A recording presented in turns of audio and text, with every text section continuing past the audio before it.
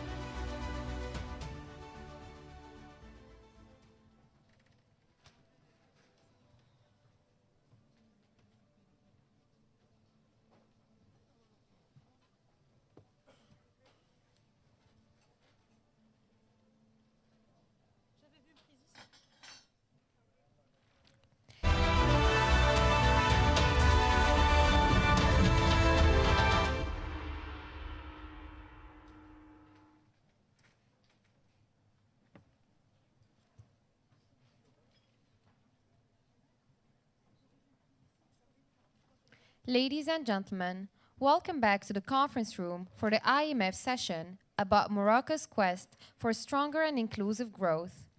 Please welcome to the stage Roberto Cardarelli, Chief of Mission to Morocco at the International Monetary Fund.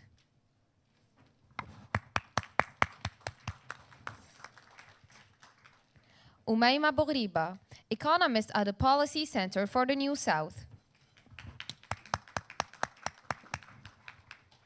And Abdelaziz Aitali, Head of Economic Research at the Policy Center for the New South. Umayma Boghriba, the floor is yours. Okay, it's working. Ladies and gentlemen, esteemed guests and speakers, of course, welcome to Marrakesh and particularly to the Marrakesh Economic Festival. My name is Umayma Boghriba and I'm an economist at the Policy Center for the New South. And today's session will be about a book that has been launched 2 days ago during the annual meetings, which is Morocco's quest for stronger and inclusive economic growth. So we'll have the opportunity to cross national and international perspectives around Morocco's economic journey. And we'll have two distinguished speakers, Mr. Roberto Cardarelli, Chief of Mission to Morocco at the International Monetary Fund, and Mr. Abdelaziz Aitali, which is Head of Economic Research at the Policy Center for the New South. So our question is why Morocco's quest for stronger and inclusive growth, and we'll try to explore the rationale behind this book and the different themes that has been tackled during this book. So the book in general is a broad overview about the Moroccan economic journey and its different structural changes and structural reforms going forward. As you may know, Morocco had a very long journey to stability and development, and it has experienced many ups and downs. It was full of experiences and it was enriching. So I will start with Mr. Roberto Cardarelli to just share with us how the idea of the book came about and why Morocco and why the quest for stronger and inclusive growth, please. All right, thanks a lot. So this is a question that has two answers. I mean, the very simple, trivial, banal answer is that every time the IMF organized the annual meetings abroad, we do a book on the country. So it happened on Lima, on Peru, it happened on Indonesia when we did the annual meetings in Bali, and we do it before. We do it just to attract attention on the country, to stimulate the discussion on the country. But then the other answer is that we really think that Morocco, we ask ourselves the extent to which Morocco can provide lessons for other emerging markets and developing economies. And I think there is room to explore that theme, and the book tries to do that. I think Morocco does offer useful lessons, in particular for its successful journey to stability, to macroeconomic stability. I mean, macroeconomic stability is kind of an obsession, if you want, for the authorities in this country. They reached it at all costs after the turbulent years of the 80s. I think you can say that they really learned the lesson. When the IMF was here with SBA's program, stabilization programs, you know, and they kind of decided in those days, and if you hear the governor of the central bank, we did interview him for there's a podcast in the IMF website when he goes back to those days. I think Morocco really learned the lesson how important it is to ensure macro stability. The reforms that they have done in the past decades have managed to add to the economy resilience to the shocks.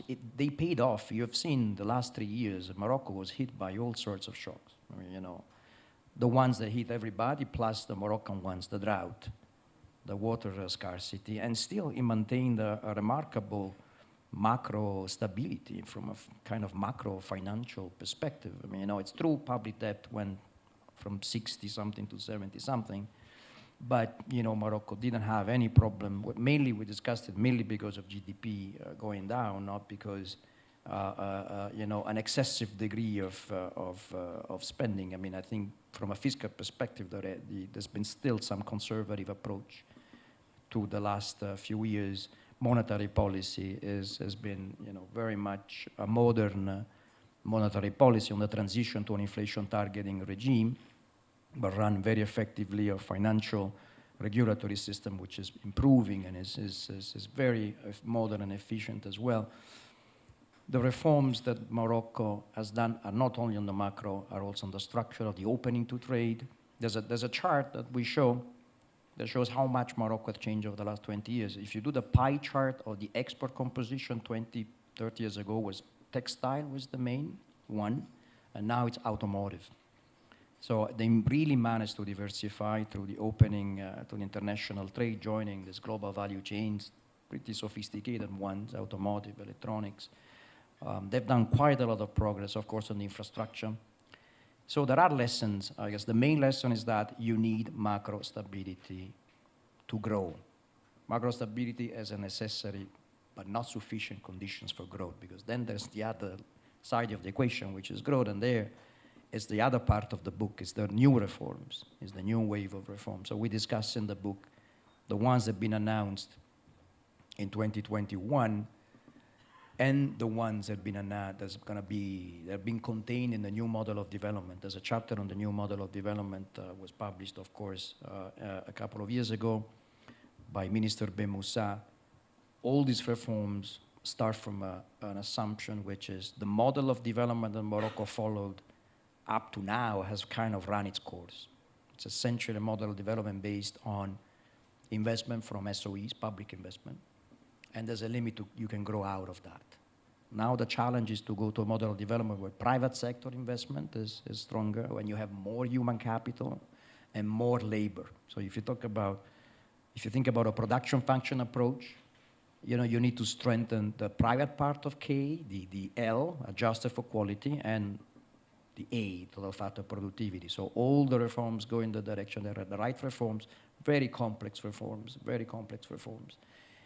But they make Morocco very, very interesting, a fascinating country to study. So to write a book about it was not difficult at all. I mean, we would have done it even if Morocco didn't host the annual meetings. I think there was much there's a nice story, a nice narrative. I think Morocco can be a lesson for other countries also for this round of reforms. Of course, we're going to know whether they work or not down the road. I mean, these are medium-term, long-term reforms, but there's a lot that other countries can draw inspiration from by looking at what Morocco has announced, it has started to do, from social protection reform, SOE reforms, the whole green transition. As you know, the IMF just approved a program for Morocco resilience and sustainability facility with 1,300,000,000. So there's a huge green transition agenda here, which of course supported by the World Bank, the EBRD, the BAI, not just the IMF. So it's a country from which many can draw lessons and inspiration from, good and hopefully only good. But there's things that you can certainly going to have to come back to in 10 years. The education reform, I mean, there's the healthcare supply reform, the regionalization. It's a country which is in motion on so many areas, which is is going to be an interesting one to follow the next few years. Also, what are the main challenging parts of these structural reforms that have been undertaken recently? What are the main challenges? Well, as I said, the main challenge Morocco has is to redesign its model of development, of growth, create jobs. I mean, the problem here is creating jobs for a population which is still growing and it's still evolving on the demographic point of view.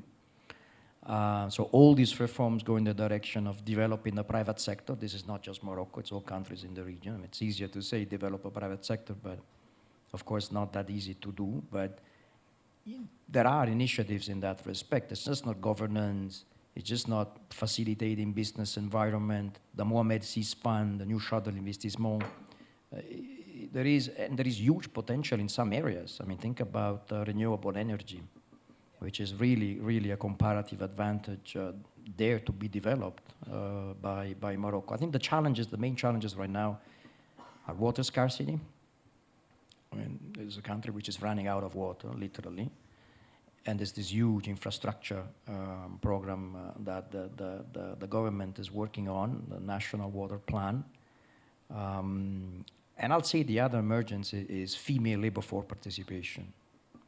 At less than 20%, it's one of the lowest in the world. And it's something which is really puzzling us because, puzzling us.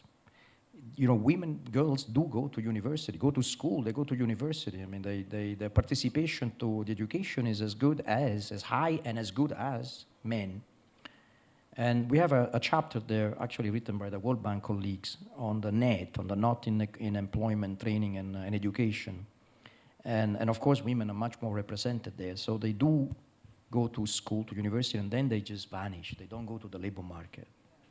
And of course, I understand the social norm and everything else, but we really want to think whether there are policy measures that can facilitate that participation, because there's a lot of human capital which is wasted, which goes wasted. And again, we have a chapter there that shows that the main structural reform that Morocco can actually implement in terms of yielding results on potential growth is really closing the gap in labor force participation. It's the one that has the most potential in terms of improving growth in this country. Okay, thank you so much. We'll now turn to Abdelaziz for a more national perspective. Abdelaziz, what are the main turning points of the Moroccan economy or different developments in the Moroccan economy? First of all, thank you for the invitation, and thanks also to Roberto for inviting us to contribute into this book. So as you are talking about a journey, let me please take you on a time travel in order to take a look at the economic performance in Morocco in the last decade.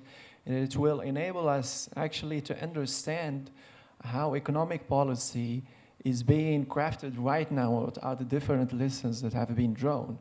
So in the 19s, this is the decade that has been qualified by many analysts as a lost one. Actually, we entered with the 1,300, I think, GDP per capita, and we went the other decade by almost the same GDP per capita. But I would not go in the same vein, as actually this decade has this capacity actually within which we've been able to develop our vision, what we want. Because during this vision, we understand that Morocco wants to have a private-led economic model. We want to have an open economy. So we're starting to implement different structural reforms. And actually, much of those structural reforms were initiated in this decade. So we're starting with opening our current account. we're starting initiating a new banking law. We also starting to promote the implication and then the involvement of the private sector in the economic activity. And then the decade in the 2000s, we're starting to reap the benefits actually of this reform, and the growth moved to 4 to 5% of GDP. Growth became less volatile, much more broad-based. And what makes it even more interesting that part of the growth was driven by productivity gains and by capital deepening. And as Roberto has said, this capital was related to mass investment in infrastructure by the government, because after the structural adjustment plan, the government realized how much deficiencies we were witnesses in terms of the infrastructure. And so we're starting investing in infrastructure either through the government, but mainly through state-owned enterprise. And this is how we've been able to create a model where the private sector was taking the lead, but when the public sector was filling the gap, especially in the infrastructure. And with this economic performance also, the government was a kind of obsessed also by improving the business climate. So one of the main objectives also with the economic policy was to improve the business, doing business climate in Morocco, and we have even created a special agency or committee that was following this. And the moving target was actually the doing business ranking. We've been able to move dramatically and improve dramatically in terms of ease of creation of enterprises within this decade. And at the end of it, we start to realize that even the 5% was not enough to create enough employment, as almost 200,000 people was in the market. And we know that for each percentage growth, almost 26,000 people, jobs were created. And then came a series of crises, the global financial crisis, the sovereign debt in Europe crisis, the surge in commodity prices, and we witnessed a kind of slowdown in growth. At the first years, we thought that was cyclical, and then it has become much more structural, related to this ongoing event, but also to some domestic event, as it has been stated by Roberto, which is the fact that much of the growth was driven by capital investments, especially in infrastructure, that was funded through debt. So we had to adapt to the circumstances in order to put the economy in a much more sustainable way, because with this effort and investment in infrastructure, that was accumulated, and also external balances were derailed. So with this fact, there was a clear challenge regarding the Moroccan economy in terms of putting much more dynamism in economic activity, and at the same time safeguarding and preserving some of the achievements, like what Ricardo has been stating, is macro stability. This is something that Morocco is quite good at it, because starting from the structural adjustment plan, which is quite present in the minds of the people in charge of policy making in Morocco, that they know, they are aware of the costs of a dysfunctional macroeconomic policy in terms of economic and social equilibriums. So, and it enables also the Moroccan authority to keep an eye on structural reforms. Because once you have your macro stability, you can give much more attention to structural reforms related to the labor market, to the business climate in general, the competitivity of the Moroccan economy. And because of Morocco had this image of committed, engaged with the macro stability, we've been able to access, for example, to the financial markets more recently in a very turbulent world, despite the fact that interest rates were rising, despite that the dollar was appreciating. Morocco, one of the few countries in the MENA region to be able to access to the financial markets. And then I think one of the assets that Morocco is preserving, despite the global context, is our trade policy. In terms of trade policy, if you see when we started and when we ended, you will see that Morocco is a much of an open economy. And this liberalization of trades and economic transaction in general have been a kind of a catalyst to economic policy, and I will explain myself. Because Morocco in the last decade has been adopting a kind of aggressive industrial policy in order to promote some specific sectors, and with an economy that is quite open, the risks of having some deficiency in our industrial policy in terms of funding rents and inefficiency in our domestic fabric, those risks were reduced because we're quite open. And this is why we have witnessed kind of success in some very specific sector, like the automotive sector or aeronautic sector, because we were quite open and the strategy was such set that it should be oriented to the external market.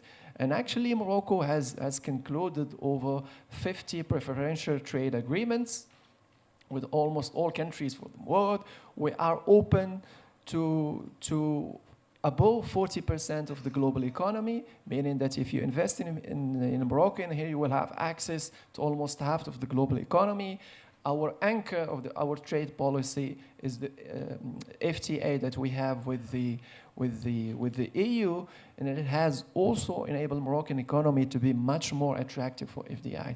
Because what we have witnessed is since this free trade agreement have been into force, Morocco has been attractive for FDIs. We've seen that FDIs have moved to our new plateau, around 2 to 3%. So instead of focusing of only the trade deficits that we have with Europe, but also with other partners, a global and much more comprehensive analysis of the impacts of this agreement has been much more positive from the side of attraction to investments, to the discipline that have integrated in our way of thinking industrial policy, and also, and most importantly in my sense, is giving access local consumer to much more diversified sets of products.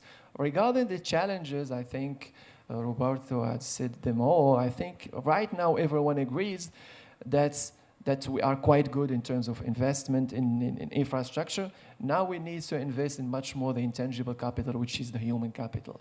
Everyone agrees that there is an issue with the educational system. Everyone now is discussing what should be the next step in order to improve the outcome and the returns, given that it's not actually a question of money or resources, because we do actually, we do spend a lot of money in the educational system, but the returns are not that proportional. So there is a matter of inefficiency. I think also our trade policy, despite the fact that it's been able to reap the benefits, we should move it forward, because you imagine an economy that is open to almost 40% of the global economy, there is much more room for improvement in order to diversify our sets of economic partners. And I mean by here, for example, the orientation right now of Morocco to have a clear economic policy towards Africa, the intentions that we are right now having in order to develop our economic partnership with Asian economies. I think all this strategy should be mainstream, should be the anchor of the economic policy here in Morocco. Thank you. So thank you very much. I forgot to mention that we contribute to the book, but me and my colleague Abdelaziz, we contributed in a chapter called The Drivers of Manufacturing Employment in Morocco. And here I will be putting my hat of speaker. I will be doing both. So first of all, I will try to recall the significance of the manufacturing sector, not only in Morocco, but in all countries, and as a vital source of high quality and skilled jobs, and also economic growth. And of course, any discussion about structural transformation of economies, and particularly in Morocco, we need to integrate the different changes and developments in the manufacturing sector. So our analysis started with one initial observation. So me and my colleague, we were seeing the evolution of the manufacturing employment from 2000 till I think 2021. And then we saw that the manufacturing employment start declining after the global financial crisis. And we start to see also that trade deficit or in Morocco or in general is overstated as the main source of losing jobs in the sector. So, and we know also that the productivity gains can have an important role in job losses. So why do we blame? That was the question. Why do we blame trade in particular or globalization in general about everything all the time? So the easiest suspect is globalization. In our analysis, we tried to contribute to this debate and to see what are the main drivers and causes of the decline of the manufacturing employment. So we see that in the literature there are many causes and factors. There is domestic demand and foreign demand, which are exports, that are positively correlated to the changes in the manufacturing sector. And on the other hand, there is productivity gains and foreign supply, which are imports that can contribute negatively to the changes and development in the manufacturing sector. So our key findings in the chapter is that indeed, the global financial crisis was a turning point in the decline of in the development of the manufacturing employment in Morocco. And this period has witnessed structural changes that had altered or impacted the evolution of the manufacturing sector. So before the global financial crisis, the gain in the employment, in manufacturing employment, was mainly due or attributed to increase in rapid growth of domestic demand, and that was partially offset with an increase in trade deficit, but not all of it, because this period saw a huge or big rapid economic growth that was due to expensive monetary and fiscal policies. But on the other hand, as mentioned by Abdelaziz and Roberto, there is a huge increase of Morocco's openness that had contributed to the entry of foreign products that has increased the trade deficit in Morocco. Now, after the global financial crisis, the decline of the manufacturing employments was mainly due to the subdued domestic demand and also labor productivity gains during the sector. So labor productivity surged from 1.9% to 3.4% annually. And this is attributed to mainly the entrance of Morocco to the global value chains and giving more importance to certain manufacturing sectors such as automotive, mainly, I think. So the second point is the realistic expectations about manufacturing to give more employment in general. So I think that policymakers, of course, they have to give an important interest to manufacturing to give more employment, but there is, on the other hand, the services sector that have a huge potential to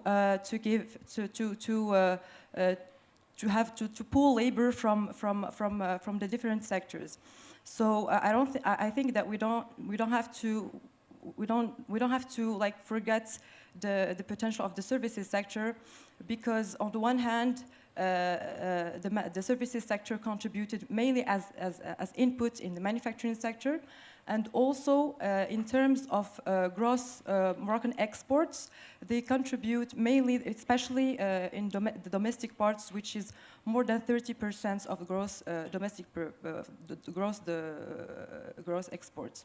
So here we're not dismissing the role of the manufacturing sector, but we are also exploring the potential of the services sector in terms of creating jobs and boosting economic growth. So I will try to give final thoughts, put a hat of moderator now, to give final thoughts to my speakers, if they have any, before giving the floor to the audience. Mr. Roberto.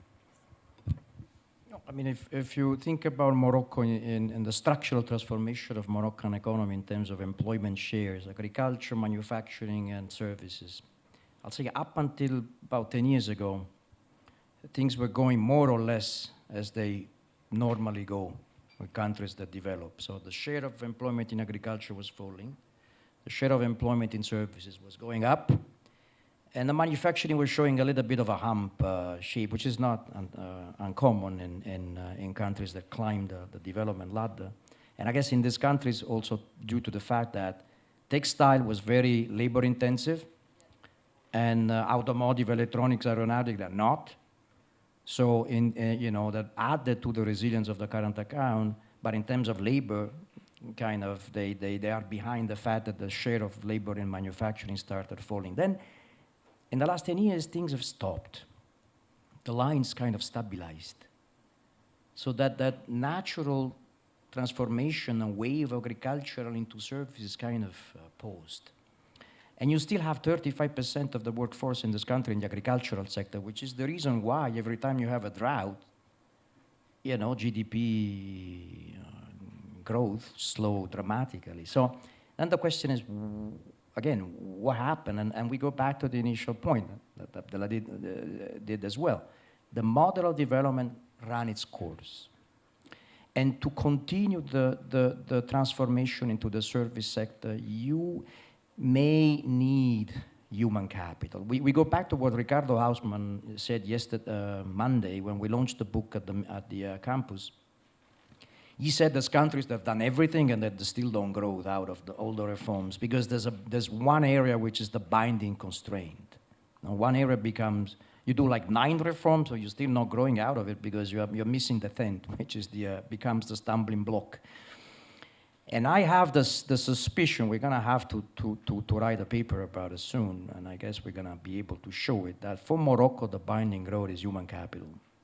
The binding constraint to growth is human capital. So that's why there's a lot of emphasis on the education reform, as Minister Ben Moussa is launching. This is complex reforms. Again, we're going to know whether they work or not in generations' time. So we're going to look at it from outside of the fund. I'm going to look at it from outside of the fund. But these are essential reforms to work.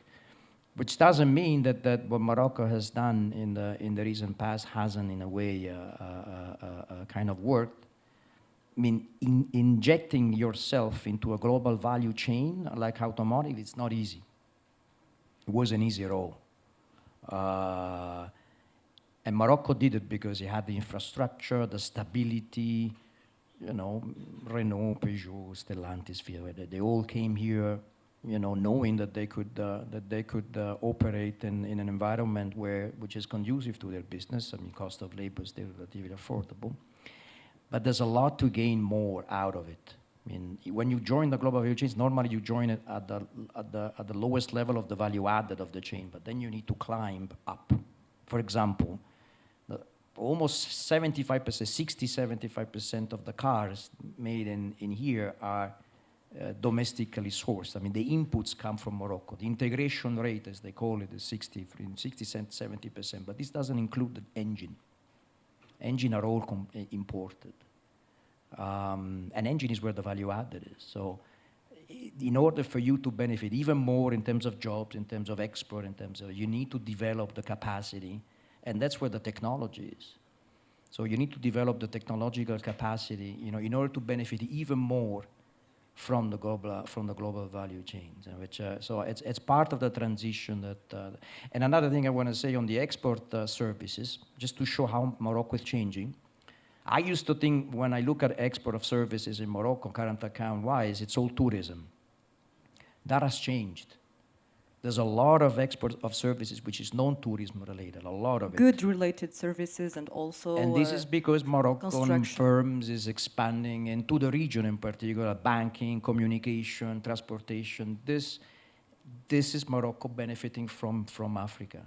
And this is another big potential for this country, just looking more at the region and servicing a region which is booming and is going to be booming for a while. So, but in order to really exploit fully this potential, I think the reform of the education, the accumulation, it's just not education, it's training.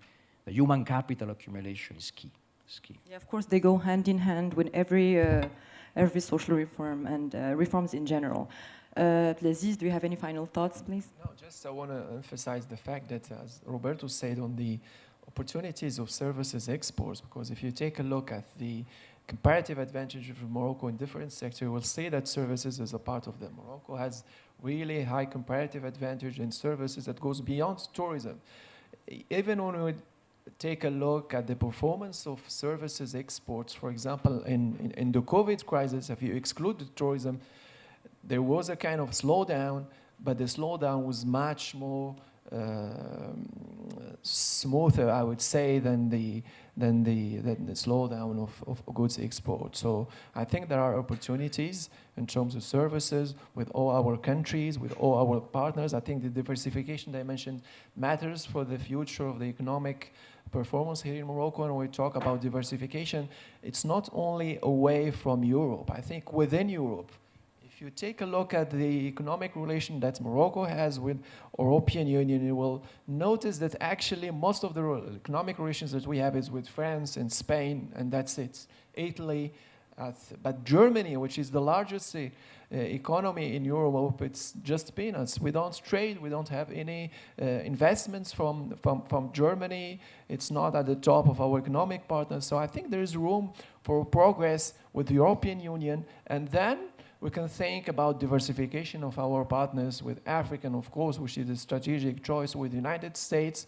It might seem that the United States are far away from Morocco, but the location of Morocco allows it to get really integrated with the American economy. It still would need some upgrading, some compliances, because we're not used to American norms. But I think there are opportunities for Morocco in order to foster its integration. And this is one of the assets. The fact that we have free trade agreements with two of the largest economy in these times, in this context, where economies are much more reluctant to open. People are starting to raise the wall instead of laying the bridges. So I think the fact that Morocco can leverage on it, this kind of partnership, economic partnership, can serve its future. I think there are major opportunities coming within this context, within this reorganization of global value chains. And I think Morocco can play a role once we have the right recipes. And part of it, I think, is the investment in human capital. Yeah, thank you very much, Abdelaziz and Roberto, for your insights. I would like to open the floor to the audience for remarks and questions. So please raise your hand. Yeah, microphone. There is microphone on the table.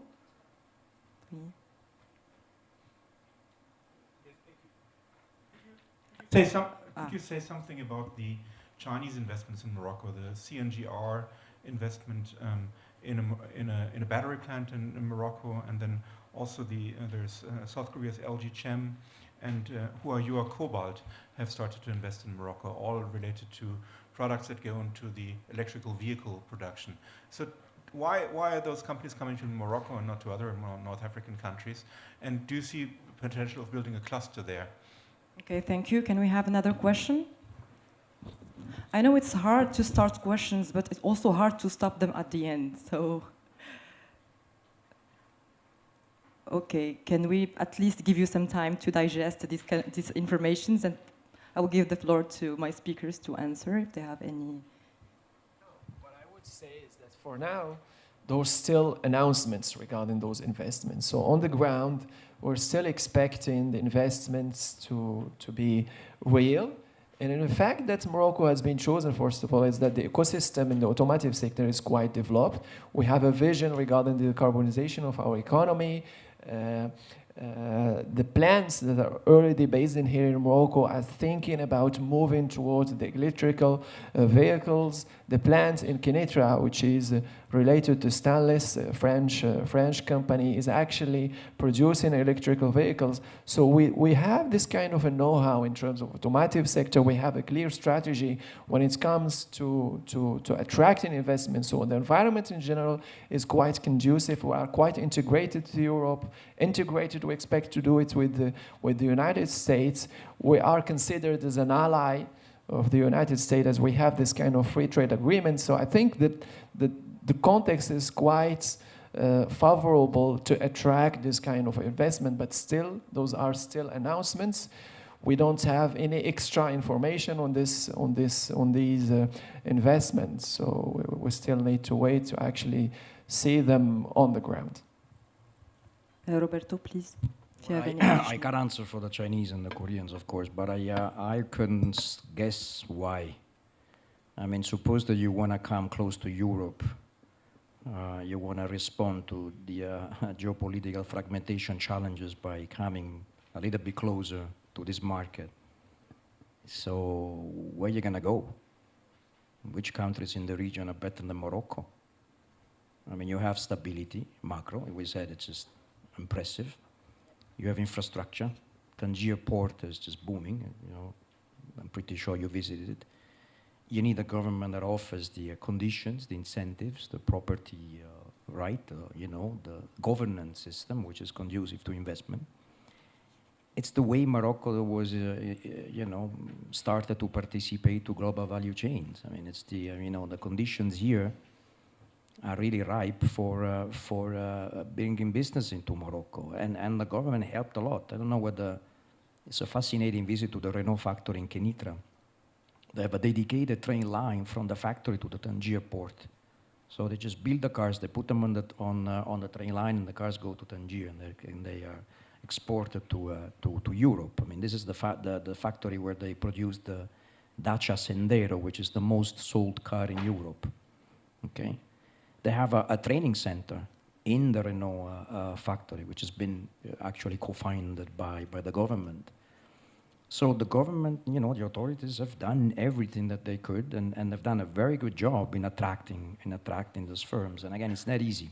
It's not easy because they compete with a lot of other countries. And the challenge is now is to get even more out of that injection, is to climb the value added within the value chain, and Morocco is doing it. I mean, it's developing the tier 1, tier 2, tier 3, tier 4 suppliers. They started importing almost everything. There's a chapter, I don't think it's a chapter actually in this one. It's a working paper we're working on.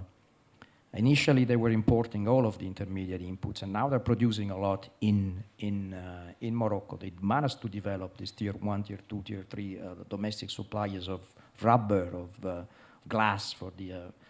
And they need to continue. When the engine, for example, it's an area where they can exploit. So I don't know why they want to come to Morocco, but I would imagine these are the reasons why. I don't see any, you know, a doubt to me that they would consider Morocco as a destination for the FDIs. Thank you. Any other questions? I think it was all clear, and yes, please.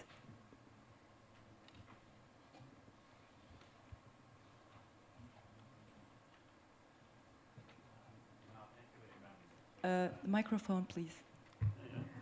Okay, it worked. Huh? No, thank you very much. It was an interesting presentation. I just have a question about the Moroccan diaspora. We are talking about 5 to 6 million of people living abroad and working abroad. Some communities in France, 1.5 million, in Spain, 900,000, in Italy, 400,000, 500,000, something like that. And some of the communities are very entrepreneurial. Okay, some of the numbers are, in Italy, we have something like 60,000 companies owned or managed by Moroccans. I just wanted to know if you have some evidence about circular economy. And so not only in terms of remittances, but also of Moroccans who made their fortunes in this country that come back to invest in Morocco. We have some evidence on our side on specific experiences of people who reached a certain level as manager or director of some companies, and then they helped localize in Morocco. But what I'm interested if there is also an investment coming back from this community back to Morocco. Okay. Who wants to start first? Yeah, thank you for the question. Actually, the Moroccan diaspora contributes to the Moroccan economy way beyond the remittances. For example, in terms of tourism, they are considered as a tourist, so there is a large part of tourism recipes coming from the remittances, they also invest in here in Morocco, so part of their investment. And also their remittances, there is a large part of them that is oriented towards investment, especially in construction. So this is a fact. We know that diaspora tends to contribute to the Moroccan economy through different systems. They also feed into the financial sector through their deposits. So they give this opportunity to the financial sector and the banking sector to reallocate the resources to fund the Moroccan needs. But when it comes to the question of the cyclical, I would say, point that you have mentioned, in my view, they're still not reaching the scale that we expect. So much of the investment, they're just unique experience when it comes to their investment in here once they accumulate the experience at the international level. But right now, when it comes to the new development model, there is a clear mention of the role that diaspora should play. So economic policy and policy in general should include this dimension within the economic sets of economic policy. And I think the diaspora has a very major important when it comes to playing this role of technology transfer here in Morocco and investing here in sectors that goes beyond the construction, mainly into the tradable sector. So I believe that the diaspora, this is something that our government and the policymakers are quite aware of their importance. And as I said, the new development model has dedicated a whole part to their role in the Moroccan economy and how we can reap the benefits and benefits in general from their expertise in different fields. Thank you, Abdelaziz. Roberto, do you have anything to add? Yeah, no, this is a very important point, really. And we need to do a little bit more study. I think the data are a little bit an issue. I don't think we have data on how much of the FDIs are coming from diasporas, Moroccans coming back to invest in Morocco. But I mean, I've been anecdotally, because again, the data are what they are, I've met a lot of young entrepreneurs in Morocco. Most of them studied abroad, Germany, US, England. They came back and they started setting up their businesses. I mean, I remember one was setting water recycling plants in villages. One has this company with drones that fly over the fields to monitor whether it's time to harvest or not. I mean, very, very interesting business projects run by people who studied abroad and coming back. Of course, the net is still the small Moroccans who are trained here or formed here, who build capital here, and they kind of go and work abroad. And I guess to invert that, really, this country needs a policy, a dedicated policy to kind of trying to facilitate, you know, to reduce the brain drain in a way and facilitate the return of the brains who leaves. And I think this is something that, from a policy perspective, we need to think hard on how, essentially, you know, to engage the authorities in a conversation. I'm pretty sure that in the new model of development report, which is a huge report that I forgot. I need to read it again. I'm pretty sure there is a chapter on the diaspora. I'm pretty sure, and there's something that they need to work on. But I think that prospectively, as things improve, one of the reasons why people, you know, young, bright students leave Morocco is not only, I mean, there's a good part to it, which is they go, they learn, they have experience, and then they can bring back and bring those experiences to Morocco. And then there's a lot of people who doesn't come back, and I think because it's part of the fact that they want to live in cities with, you know, healthcare of a certain level, education of a certain level. So to strengthen that part of living conditions in Morocco, I mean, reforming the social protection, reforming healthcare supply, improving education, is going to go in the direction. As Morocco progresses on this front, it's going to be more difficult for people just to leave. You know, also because in other parts of the world, the same areas are actually not doing that well, in Europe in particular. So, but they need, this is an area where sectoral policies really are important, just to try and reduce the brain drain and facilitate the return of those who go there abroad to study and to operate. And it's happening. And again, I don't know whether to a macro scale, and I think it's going to be difficult to kind of follow that because the data are what they are. But from an anecdotal perspective, we see, this happening to a certain sense. So I'm optimistic that we're gonna hear more and more of these stories going forward as Morocco progress and other countries go the other direction, unfortunately. Just one word maybe to add on this is there is a real debate on this question of attracting talents at the international level. So what I think that whatever Morocco can put in place in terms of attraction, it's quite difficult to compete with developed countries. For example, what Canada is offering to the talents at the international level, it's becoming problematic. So a lot of talents here in Morocco are quitting the country because the conditions offered there are quite incomparable to here, to the standards here in developing economies. So this is kind of a very aggressive industrial policy that is creating a leaks in our system, and I think that there is something that should be put to the debate in the international level in order to find a way, because at a certain time we cannot at the same time stop people from leaving the country, but there is a real question that we should all find an answer to it and try to find a balance between putting in place the right policies in here, but at the same time talking with developed countries when it comes to attracting those skills and talents. Well, okay. When I talk to these young entrepreneurs, most of them coming back to Morocco from abroad, my question to them is always, what is your main problem in setting up a business in this country? Just to compare, is it like you pay too much taxes? I don't know, the bureaucracy, how easy it is in Morocco as opposed to Canada, or apart from the Canada policies on keeping you there. And they said, all of them, really all I was stunned when I met them last time, it's access to credit. They have issues access to credit. They all started their business with their own money, or parents' money. And that brings us to another area of reforms, which we haven't discussed, there's so many, which is really financial inclusion.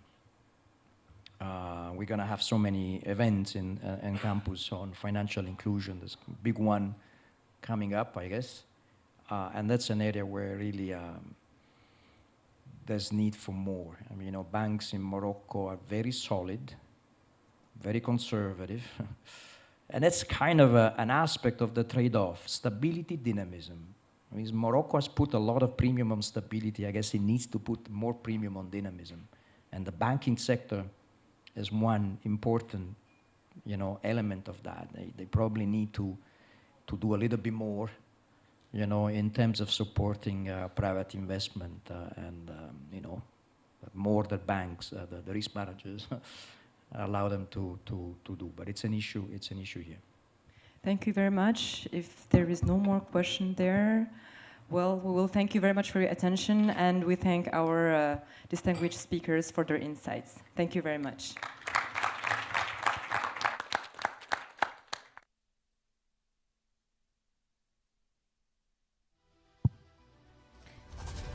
Ladies and gentlemen, we will now take a 20-minute coffee break in the foyer behind the conference room. Thank you.